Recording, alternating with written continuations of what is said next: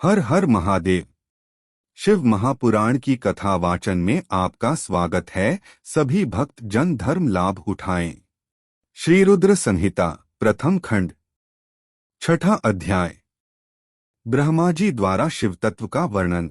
Video में आगे जाने से पहले कृपया हमारे चैनल को सब्सक्राइब करें और अगर आपको यह वीडियो पसंद आए तो कृपया हमारे वीडियो को लाइक करें और अपने दोस्तों और परिवार के साथ शेयर करें। अपडेट रहने के लिए बेल आइकन दबाएं। ब्रह्मा जी ने कहा, हे नारद, तुम सदैव जगत के उपकार में लगे रहते हो। तुमने जगत के लोगों के हित के लिए बहुत उत्तम बात पूछी है, जिसके सुनने से मनुष्य के सब जन्मों के पापों का नाश हो जाता है। उस परम ब्रह्म शिव तत्व का वर्णन मैं तुम्हारे लिए कर रहा हूँ। शिव तत्व का स्वरूप बहुत सुंदर और अद्भुत है। जिस समय महाप्रलय आई थी और पूरा संसार नष्ट हो गया था तथा चारों ओर सिर्फ अंधकार ही अंधकार था, आकाश व ब्रह्मांड तारों व ग्रहों से रहित होकर अंधकार में डूब गए थे। सूर्य और चंद्रमा दिखाई देने बंद हो गए थे। सभी ग्रहों और नक्षत्रों का कहीं पता नहीं चल रहा था। दिन रात अग्निजल कुछ भी नहीं था। प्रधान आकाश और अन्य तेज भी शून्य हो गए थे। शब्द, स्पर्श, गंध, रूप, रस का अभाव हो गया था। सत्य सत्य सब कुछ खत्म हो गया था। तब सिर्फ सत ही बचा था। उस तत्व को मुनिजन एवं योगी अपने हृदय के भीतर ही देखते हैं। वाणी, नाम, रूप, रंग आदि की वहां तक पहुंच नहीं है। उस परब्रह्म के विषय में ज्ञान और अज्ञान से किए गए संबोधन के द्वारा कुछ समय बाद अर्थात सृष्टि का समय आने पर एक से अनेक होने के संकल्प का उदय हुआ। तब उन्होंने अपनी लीला से मूर्ति की रचना की। वह मूर्ति संपूर्ण ऐश्वर्य तथा गुणों से युक्त, संपन्न, सर्वज्ञानमयी एवं सब कुछ प्रदान करने वाली है। यही सदाशिव की मूर्ति है। सभी पंडित विद्वान इसी प्राचीन मूर्ति को ईश्वर कहते हैं। उसने अपने शरीर से स्वच्छ शरीर वाली एवं स्वरूप भूता शक्ति की रचना की। वही परम शक्ति, प्रकृति गुणमयी और बुद्धित्व की जननी कहलाई। उसे शक्ति, अंबिका, प्रकृति, संपूर्ण लोकों की जननी, त्रिदेवों की माता, नित्या और मूल कारण भी कहते हैं। उसकी 8 भुजाओं एवं मुख की शोभा विचित्र है। उसके मुख के सामने चंद्रमा की कांति भी क्षीण हो जाती है। विभिन्न प्रकार के आभूषण एवं गतियां देवी की शोभा बढ़ाती हैं। वे अनेक प्रकार के अस्त्र शस्त्र धारण किए हुए हैं। सदाशिव को ही सब मनुष्य परम पुरुष, ईश्वर, शिवशंभु और महेश्वर कहकर पुकारते हैं। उनके मस्तक पर गंगा, भाल में चंद्रमा और मुख में 3 नेत्र शोभा पाते हैं। उनके 5 मुख हैं तथा 10 भुजाओं के स्वामी एवं त्रिशूलधारी हैं। वे अपने शरीर में भस्म लगाए हैं। उन्होंने शिवलोक नामक क्षेत्र का निर्माण किया है। यह परम पावन स्थान काशी नाम से जाना जाता है। यह परम मोक्षदायक स्थान है। इस क्षेत्र में परमानंद रूप शिव पार्वती सहित निवास करते हैं। शिव और शिवा ने प्रलयकाल में भी उस स्थान को नहीं छोड़ा, इसलिए शिवजी ने इसका नाम आनंदवन रखा है। एक दिन आनंदवन में घूमते समय शिव शिवा के मन में किसी दूसरे पुरुष की रचना करने की इच्छा हुई। तब उन्होंने सोचा कि इसका भार किसी दूसरे व्यक्ति को सौंपकर हम यहीं काशी में विराजमान रहेंगे। ऐसा सोचकर उन्होंने अपने वाम भाग के 10वें अंग पर अमृत मल दिया, जिससे एक सुंदर पुरुष वहां प्रकट हुआ, जो शांत और सत्व गुणों से युक्त एवं गंभीरता का अथाह सागर था। उसकी कांति इंद्रनील मणि के समान श्याम थी। उसका पूरा शरीर दिव्य शोभा से चमक रहा था तथा नेत्र कमल के समान थे। उसने हाथ जोड़कर भगवान शिव और शिवा को प्रणाम किया तथा प्रार्थना की कि मेरा नाम निश्चित कीजिए। यह सुनकर भगवान शिव हंसकर बोले कि सर्वत्र व्यापक होने से तुम्हारा नाम विष्णु होगा। तुम भक्तों को सुख देने वाले होगे। तुम यहीं स्थिर रहकर तप करो, वही सभी कार्यों का साधन है। ऐसा कहकर शिवजी ने उन्हें ज्ञान प्रदान किया तथा वहां से अंतर्धान हो गए। तब विष्णुजी ने 12 वर्ष तक वहां दिव्य तप किया। तपस्या के कारण उनके शरीर से अनेक जलधाराएं निकलने लगीं। उस जल से सारा सूना आकाश व्याप्त हो गया। वह ब्रह्मरूप जल अपने स्पर्श मात्र से पापों का नाश करने वाला था। उस जल में भगवान विष्णु ने स्वयं शयन किया। नार अर्थात जल में निवास करने के कारण ही वे नारायण कहलाए। तभी से उन महात्मा से सब तत्वों की उत्पत्ति हुई। पहले प्रकृति से महान और उससे 3 गुण उत्पन्न हुए तथा उनसे अहंकार उत्पन्न हुआ। उससे शब्द, स्पर्श, रूप, रस और गंध एवं 5 भूत प्रकट हुए। उनसे ज्ञानेंद्रियां एवं कर्मेंद्रियां बनी। उस समय एकाकार 24 तत्व प्रकृति से प्रकट हुए एवं उनको ग्रहण करके परम पुरुष नारायण भगवान शिवजी की इच्छा से जल में सो गए। श्री रुद्र संहिता प्रथम खंड 7वां अध्याय। विवादग्रस्त ब्रह्मा विष्णु के मध्य अग्निस्तंभ का प्रकट होना। ब्रह्मा जी कहते हैं, हे देवर्षि, जब नारायण जल में शयन करने लगे तब शिवजी की इच्छा से विष्णुजी की नाभि से एक बहुत बड़ा कमल प्रकट हुआ। उसमें असंख्य नालदंड थे।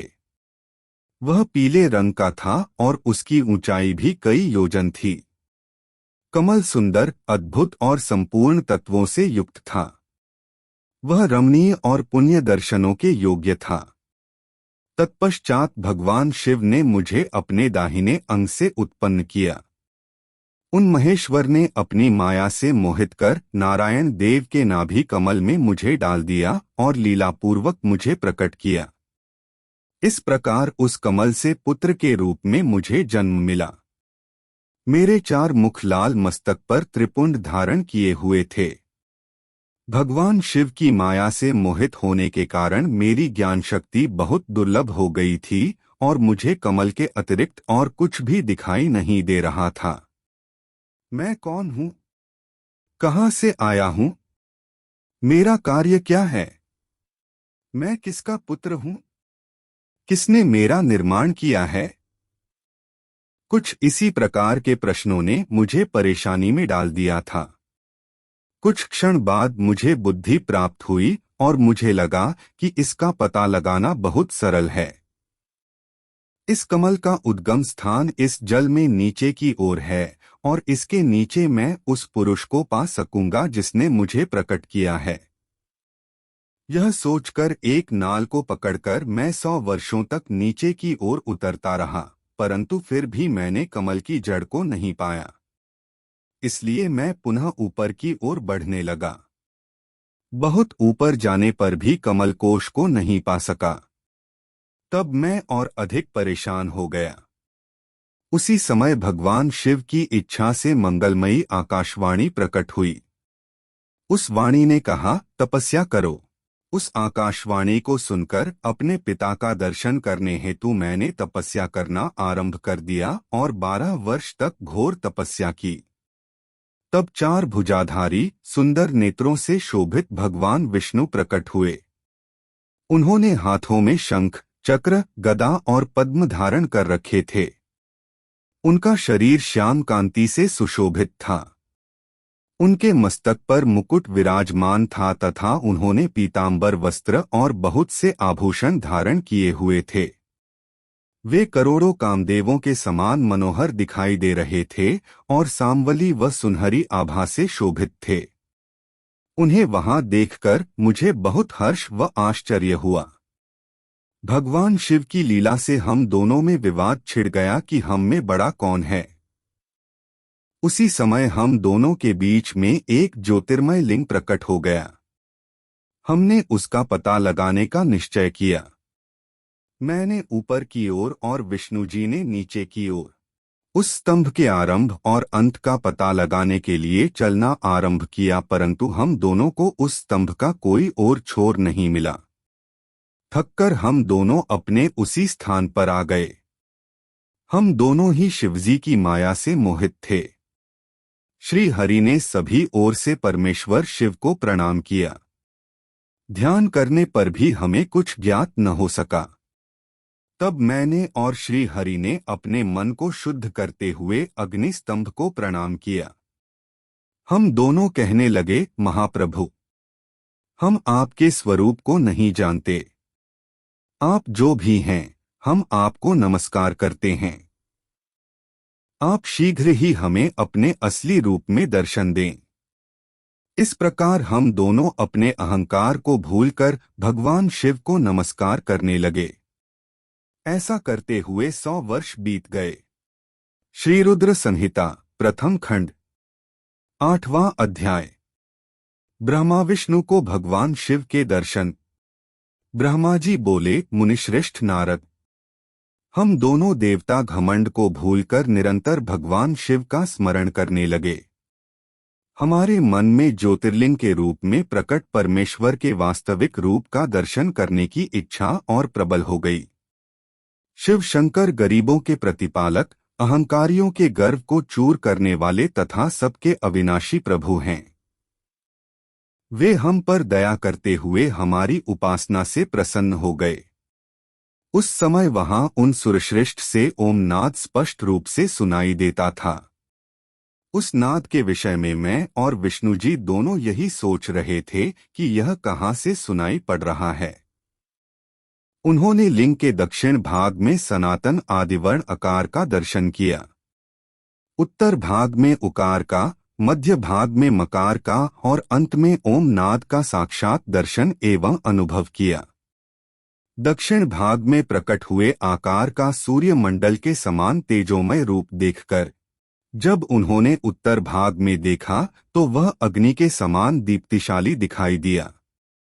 तत्पश्चात ओम को देखा, जो सूर्य और चंद्रमंडल की भांति स्थित थे और जिनके शुरू एवं अंत का कुछ पता नहीं था तथा सत्य, आनंद और अमृत स्वरूप परब्रह्म परायण ही दृष्टिगोचर हो रहा था। परंतु यह कहाँ से प्रकट हुआ है? इस अग्नि स्तंभ की उत्पत्ति कहाँ से हुई है? यह श्री हरि सोचने लगे तथा इसकी परीक्षा लेने के संबंध में विचार करने लगे। तब श्रीहरि ने भगवान शिव का चिंतन करते हुए वेद और शब्द के आवेश से युक्त हो अनुपम अग्नि स्तंभ के नीचे जाने का निर्णय लिया। मैं और विष्णु जी विश्वात्मा शिव का चिंतन कर रहे थे, तभी वहां एक ऋषि प्रकट हुए। उन्हीं ऋषि के द्वारा परमेश्वर विष्णु ने जाना कि इस शब्द ब्रह्ममय शरीर वाले परम लिंग के रूप में साक्षात परब्रह्म स्वरूप महादेव जी प्रकट हुए हैं। ये चिंतारहित रुद्र हैं। परब्रह्म परमात्मा शिव का वाचक प्रणव ही है। वह एक सत्य परम कारण, आनंद, अकृत, परात्पर और परम ब्रह्म है। प्रणव के पहले अक्षर अकार से जगत के बीजभूत अर्थात ब्रह्मा जी का बोध होता है।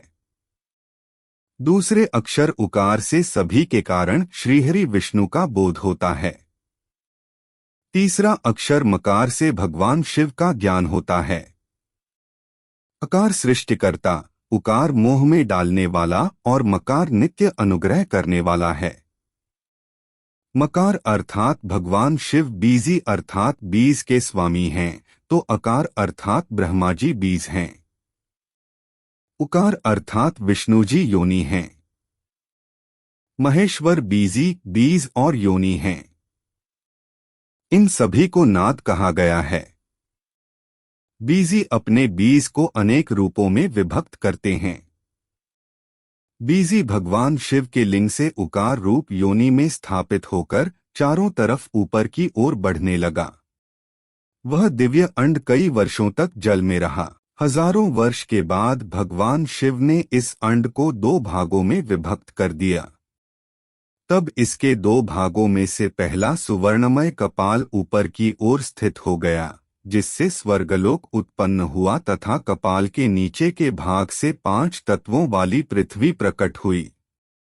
उस अंड से चतुर्मुख ब्रह्मा उत्पन्न हुए जो समस्त लोकों के सृष्टा हैं। भगवान महेश्वर ही अ, उ, व, म त्रिविध रूपों में वर्णित हैं। इसलिए ज्योतिर्लिंग स्वरूप सदाशिव को ओम कहा गया है। इसकी सिद्धि यजुर्वेद में भी होती है। देवेश्वर शिव को जानकर विष्णु जी ने शक्ति संभूत मंत्रों द्वारा उत्तम एवं महान अभ्युदय से शोभित भगवान शिव की स्तुति करनी शुरू कर दी।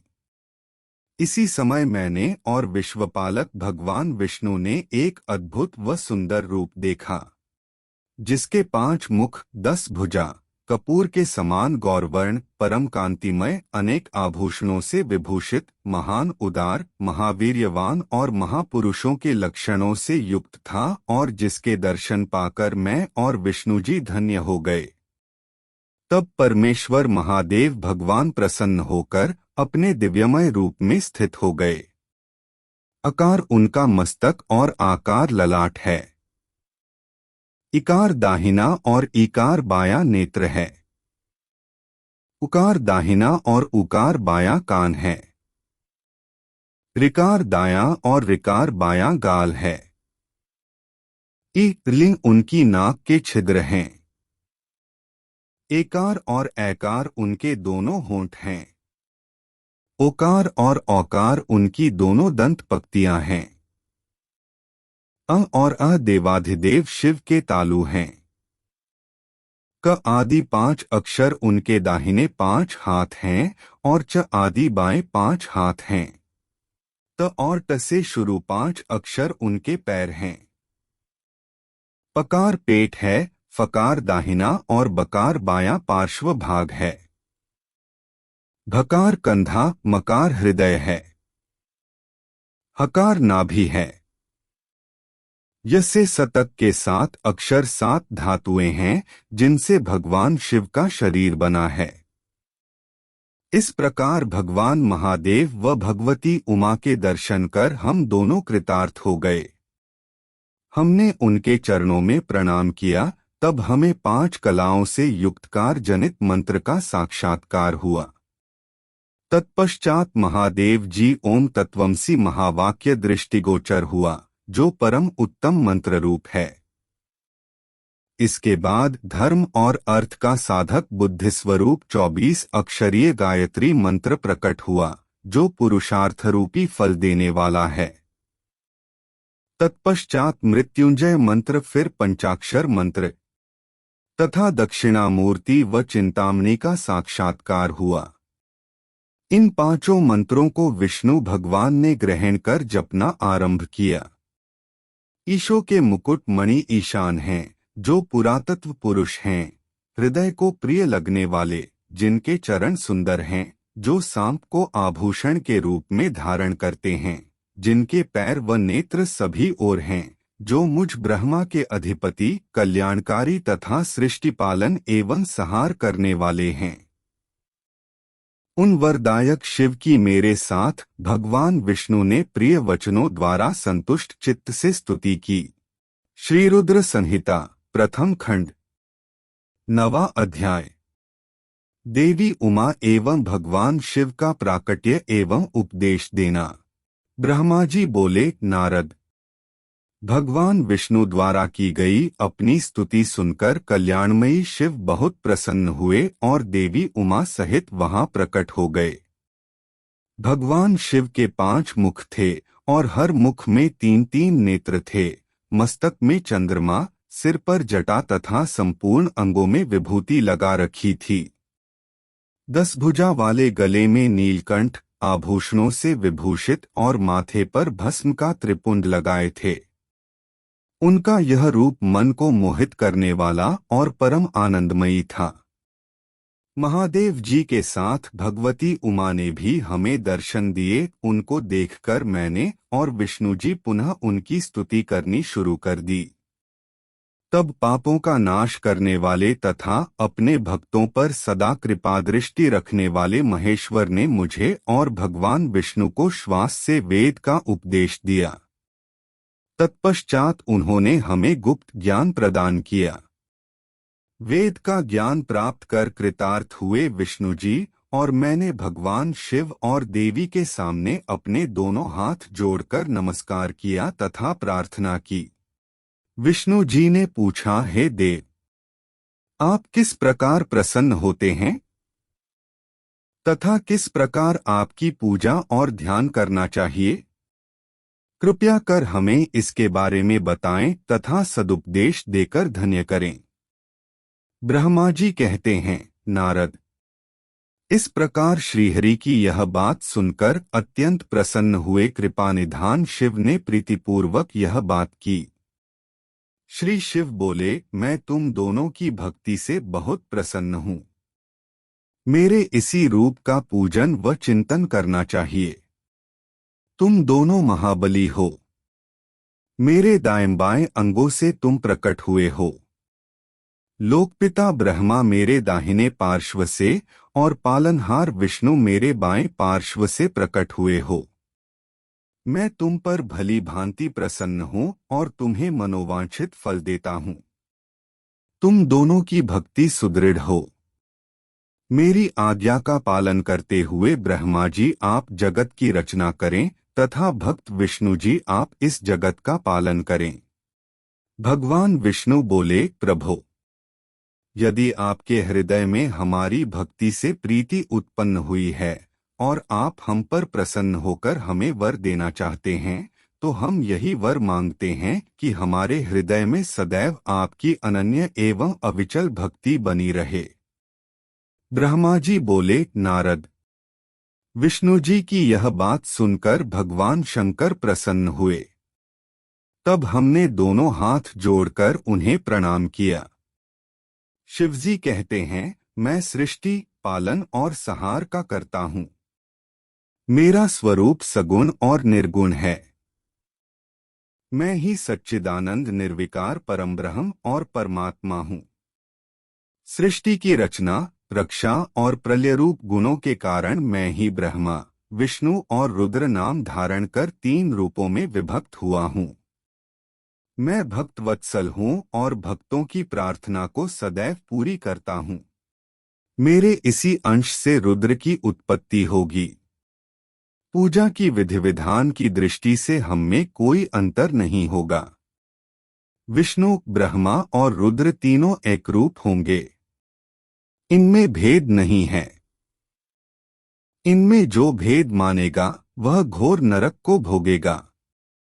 मेरा शिवरूप सनातन है तथा सभी का मूलभूत रूप है। यह सत्य ज्ञान एवं अनंत ब्रह्मा है। ऐसा जानकर मेरे यथार्थ स्वरूप का दर्शन करना चाहिए। मैं स्वयं ब्रह्मा जी की भ्रिकुटी से प्रकट होऊंगा। ब्रह्मा जी आप सृष्टि के निर्माता बनो। श्रीहरि विष्णु इसका पालन करें तथा मेरे अंश से प्रकट होने वाले रुद्र प्रलय करने वाले हैं। उमा नाम से विख्यात परमेश्वरी प्रकृति देवी है। इन्हीं की शक्तिभूता वाग्देवी सरस्वती ब्रह्मा जी की अर्धांगिनी होंगी और दूसरी देवी जो प्रकृति देवी से उत्पन्न होंगी, लक्ष्मी रूप में विष्णु जी की शोभा बढ़ाएंगी तथा काली नाम से जो तीसरी शक्ति उत्पन्न होगी वह मेरे अंशभूत रुद्रदेव को प्राप्त होंगी। कार्य सिद्धि के लिए वे ज्योति रूप में प्रकट होंगी। उनका कार्य सृष्टि, पालन और संहार का संपादन है। मैं ही सृष्टि, पालन और संहार करने वाले रज आदि 3 गुणों द्वारा ब्रह्मा, विष्णु और रुद्र नाम से प्रसिद्ध हो 3 रूपों में प्रकट होता हूँ। तीनों लोकों का पालन करने वाले श्रीहरि अपने भीतर तमोगुण और बाहर सत्वगुण धारण करते हैं। त्रिलोक का संहार करने वाले रुद्रदेव भीतर सत्वगुण और बाहर तमोगुण धारण करते हैं तथा त्रिभुवन की सृष्टि करने वाले ब्रह्मा जी बाहर और भीतर से रजोगुणी हैं। इस प्रकार ब्रह्मा, विष्णु तथा रुद्र तीनों देवताओं में गुण हैं तो शिव गुणातीत माने जाते हैं। हे विष्णु, तुम मेरी आज्ञा से सृष्टि का प्रसन्नतापूर्वक पालन करो। ऐसा करने से तुम तीनों लोकों में पूजनीय होगे। श्री रुद्र संहिता प्रथम खंड 10वां अध्याय। श्री हरि को सृष्टि की रक्षा का भार एवं त्रिदेव को आयुर्बल देना। परमेश्वर शिव बोले, हे उत्तम व्रत का पालन करने वाले विष्णु, तुम सर्वदा सब लोकों में पूजनीय और मान्य होगे। ब्रह्मा जी के द्वारा रचे लोक में कोई दुख या संकट होने पर दुखों और संकटों का नाश करने के लिए तुम सदा तत्पर रहना। तुम अनेकों अवतार ग्रहण कर जीवों का कल्याण कर अपनी कीर्ति का विस्तार करोगे। मैं तुम्हारे कार्यों में तुम्हारी सहायता करूंगा और तुम्हारे शत्रुओं का नाश करूंगा। तुम में और रुद्र में कोई अंतर नहीं है, तुम एक दूसरे के पूरक हो। जो मनुष्य रुद्र का भक्त होकर तुम्हारी निंदा करेगा, उसका पुण्य नष्ट हो जाएगा और उसे नरक भोगना पड़ेगा। मनुष्यों को तुम भोग और मोक्ष प्रदान करने वाले और उनके परम पूज्य देव होकर उनका निग्रह, अनुग्रह आदि करोगे। ऐसा कहकर भगवान शिव ने मेरा हाथ विष्णु जी के हाथ में देकर कहा, तुम संकट के समय सदा इनकी सहायता करना तथा सभी को भोग और मोक्ष प्रदान करना तथा सभी मनुष्यों की कामनाओं को पूरा करना। तुम्हारी शरण में आने वाले मनुष्य को मेरा आश्रय भी मिलेगा तथा हम में भेद करने वाला मनुष्य नरक में जाएगा। ब्रह्मा जी कहते हैं, देवर्षि नारद, भगवान शिव का यह वचन सुनकर मैंने और भगवान विष्णु ने महादेव जी को प्रणाम कर धीरे से कहा, हे करुणानिधि भगवान शंकर, मैं आपकी आज्ञा मानकर सब कार्य करूंगा। मेरा जो भक्त आपकी निंदा करे उसे आप नरक प्रदान करें। आपका भक्त मुझे अत्यंत प्रिय है। महादेव जी बोले, अब ब्रह्मा, विष्णु और रुद्र के आयुर्बल को सुनो। 4000 युग का ब्रह्मा का एक दिन होता है और 4000 युग की एक रात होती है। 30 दिन का एक महीना और 12 महीनों का एक वर्ष होता है। इस प्रकार के वर्ष प्रमाण से ब्रह्मा की 100 वर्ष की आयु होती है और ब्रह्मा का एक वर्ष विष्णु का एक दिन होता है। वह भी इसी प्रकार से 100 वर्ष जिएंगे तथा विष्णु का एक वर्ष रुद्र के एक दिन के बराबर होता है और वह भी इसी क्रम से 100 वर्ष तक स्थित रहेंगे। तब शिव के मुख से एक ऐसा श्वास प्रकट होता है जिसमें उनके 21,600 दिन और रात होते हैं। उनके 6 बार सांस अंदर लेने और छोड़ने का एक पल और 8 घड़ी और 60 घड़ी का एक दिन होता है। उनके सांसों की कोई संख्या नहीं है, इसलिए वे अक्षय हैं। आथ तुम मेरी आज्ञा से सृष्टि का निर्माण करो। उनके वचनों को सुनकर विष्णु जी ने उन्हें प्रणाम करते हुए कहा कि आपकी आज्ञा मेरे लिए शिरोधार्य है। यह सुनकर भगवान शिव ने उन्हें आशीर्वाद दिया और अंतर्धान हो गए। उसी समय से लिंग पूजा आरंभ हो गई। यह वीडियो इस श्रृंखला में 19वां है। इस वीडियो में हमने प्रथम खंड के 6, 7वें, 8वें, 9वें और 10वें अध्याय को कवर किया है। बेल आइकन दबाएं ताकि जब हम अगला वीडियो अपलोड करें तो आपको नोटिफिकेशन मिल जाए। हर हर महादेव। इस वीडियो के माध्यम से हमने शिव पुराण आप तक पहुंचाने का एक छोटा सा प्रयास किया है। इस प्रयास में हमसे अगर कोई गलती हुई हो तो उसे अनदेखा करें। हमारा उद्देश्य सिर्फ धर्म ग्रंथ का प्रचार प्रसार करना है। आपके सहयोग के लिए धन्यवाद।